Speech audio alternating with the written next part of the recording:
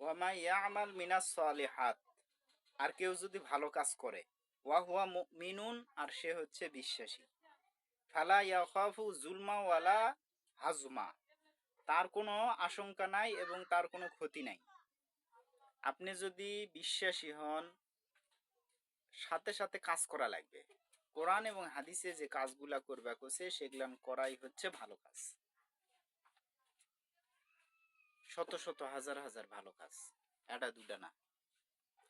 তো এই ভালো কাজ যদি করেন এবং বিশ্বাসী হন, তাহলে ফালা ইয়াখাফু যুলমান, আপনার উপর জুলুম করবে না, ওয়ালা হাজমা, এবং আপনার কোনো ক্ষতির আশঙ্কা নাই। জুলুম করা হবে না, ক্ষতি করা হবে না।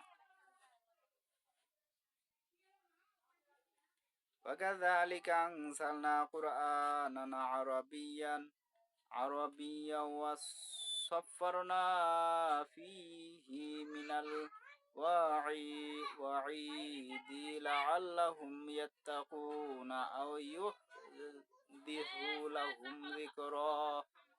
এইরূপে আমি কোরআনকে অবতীর্ণ করিয়াছি আরবি ভাষায়, উহাতে বিশদভাবে বিবৃত করিয়াছি সতর্ক বাণী, যাহাতে উহারা ভয় করে, অথবা ইহা হয় উহাদের জন্য উপদেশ। ওয়াকাযালিকা, আর এরূপে আনসালনাহু, আমি সেটা নাজিল করেছি, কোরআনকে আরাবান, আরবিতে। আমি এভাবেই কোরআনকে আরবি ভাষায় নাজিল করেছি।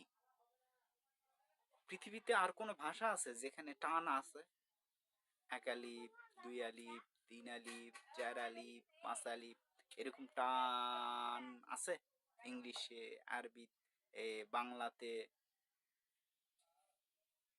উর্দুতে নাই। উর্দু তো ওটা মিশ্রণে আরবির কারণে। হিন্দিতে আছে, ফ্রান্সে, ইটালিয়ান, কোনো ভাষাতেই টান নাই। টান দিলেই একটা শব্দ হলো, টান দিলেন না আর একটা শব্দ হয়ে গেল। কি ধরনের সোজা! টান দিলেন তে একটা অর্থ হবে, টান দিলেন না তে আর একটা অর্থ হবে।